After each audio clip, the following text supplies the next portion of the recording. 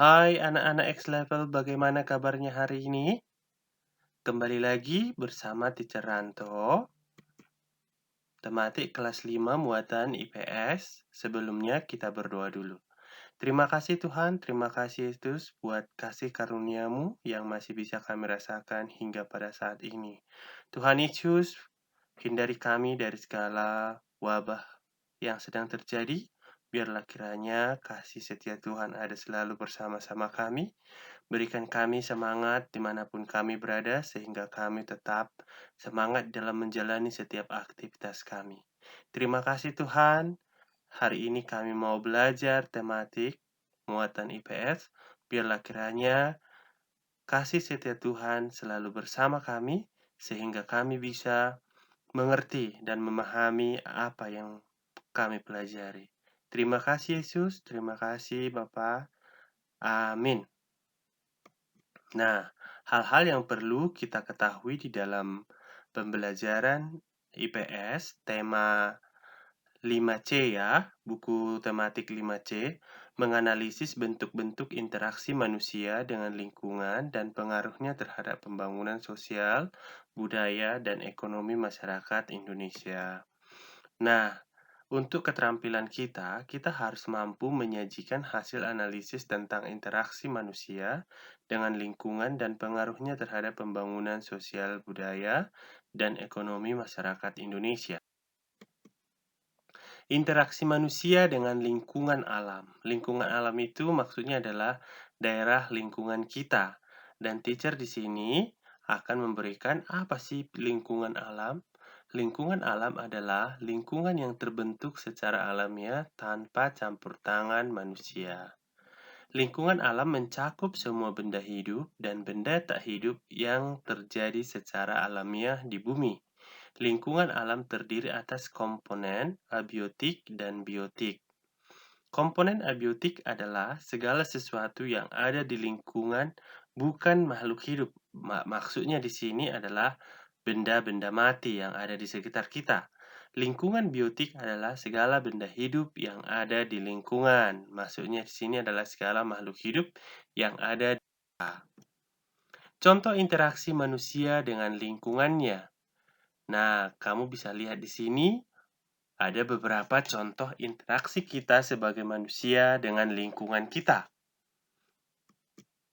Proses yang terjadi pada budidaya padi ini adalah salah satu contoh interaksi manusia yang ada di pedesaan yang bisa teacher sampaikan untuk kita hari ini. Tetapi kalau kita yang tinggal di Batam, tentunya interaksi kita dengan lingkungan kita pastinya berbeda.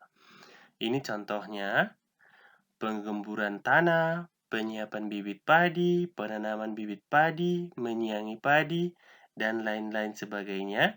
Ini adalah contoh proses interaksi manusia dengan lingkungannya, bagaimana manusia melakukan hal-hal yang bisa untuk mencukupkan kebutuhannya.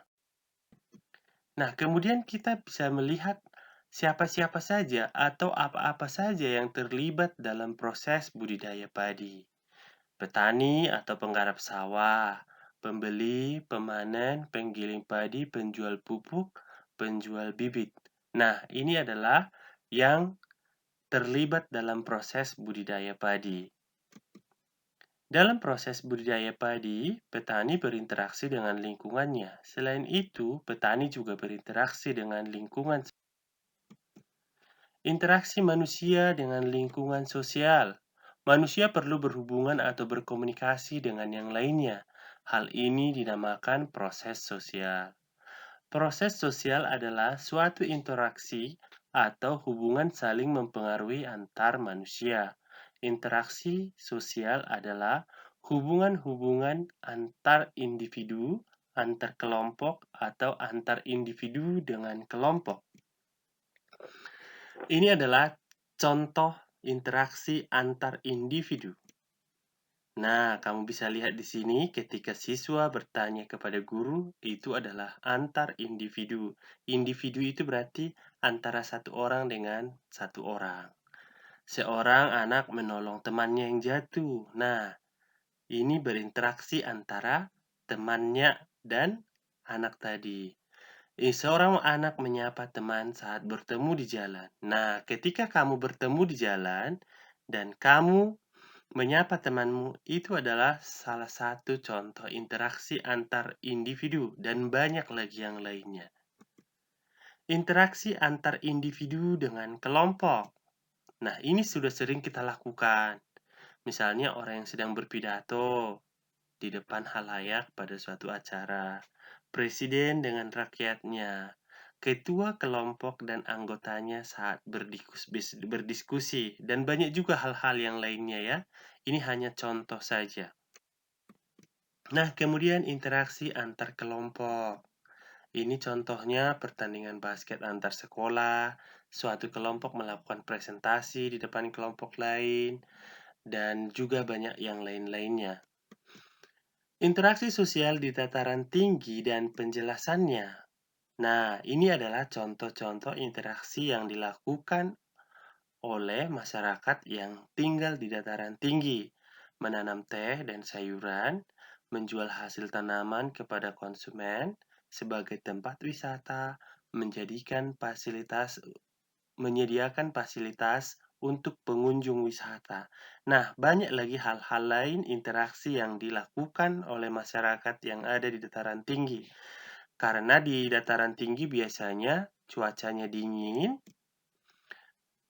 jadi biasanya teh dan sayur-sayuran akan tumbuh dengan subur di sana, dan cuaca dingin ini dan pesona perkebunan membuat dataran tinggi menjadi objek wisata yang digemari oleh masyarakat luas, sehingga di sana banyak interaksi antara penyedia fasilitas dengan pengunjung wisata. Nah, untuk penugasannya, kerjakan buku tematik halaman 18 nomor 2A dan B dan halaman 24 nomor 1. Oke, itu saja yang bisa teacher sampaikan. Sekian dan terima kasih.